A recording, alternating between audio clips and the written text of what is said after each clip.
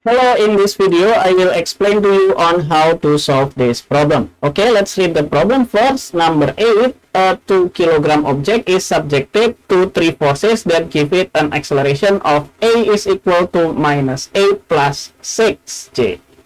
If two of the 3 forces are F1 is 30I plus 16J and F2 is minus 12I plus 8J, find the third force. Okay, so maybe let's assume that the third force here, F3, is equal of some number here, P, on the I direction, and some other number here, Q, on the other direction. So I will have Pi plus Qj, right? So that will be our F3. And remember that we have the Newton's second law here, the sum of the forces or the net force is equal to mass times acceleration, like that. But we are given the mass is 2 kilogram, right? So we'll have the mass is 2 kilogram, and we have 3 forces working on the object, right? We have 3 forces, only 3. This is force 1, force 2, and this one will be force 3. So here I will have F1, and then plus F2, plus F3. So we have all of them, right? So the net force is just sum of all the forces. And we will have the mass that will be 2 kilogram. Okay, and we will have the acceleration. I will have minus 8 on the I direction, and then plus 6 on the J direction. Good. And what can we do here is just plug that in. For F1 here, I will have 30I. Okay, we'll have 30I, and then plus 16J. Good.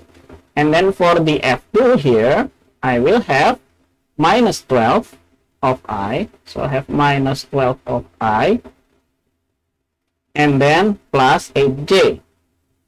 Plus 8J. Okay, and then for F3, I will use different color here. So I will have Pi plus Qj. So I will have plus Pi and then plus Qj. Okay. But then on the right hand side, I will have minus 16I and then plus 12J. Right. Now we can just group it, right? So all the I, 30 minus 12, and then P will equal to minus 16. But then the other color, the other direction here, I will have 16 and then 8, and also Q will equal to 12, right? So let's simplify this down here. So the gray one here, I will have 30 and then minus 12 and then plus P. That will be on the I direction. And then on the J direction, I will have 16.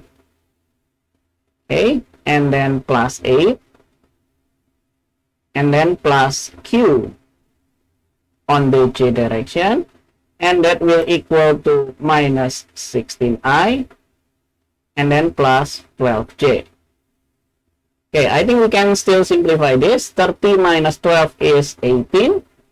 So I have 18 plus P here on the I direction, and then we will have 24 here. 16 plus 8 is 24, plus Q here on the J direction, and then we will have minus 16 of I plus 12J.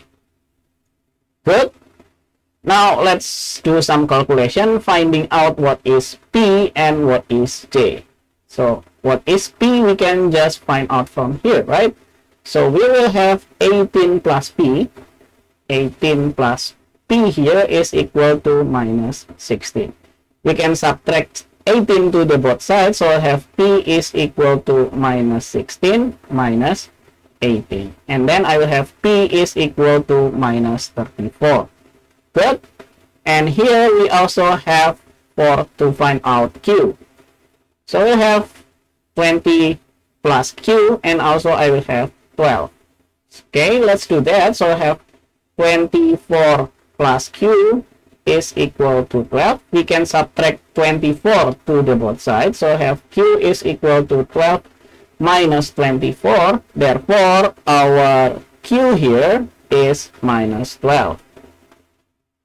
And then we can just plug that in into this, right? Into this equation. And so we will have F3 here. What is our P? We'll have minus 34. And the unit here is Newton on the I direction. And then what is Q? So we'll have minus 12. And also the unit is Newton, but this time on the J direction.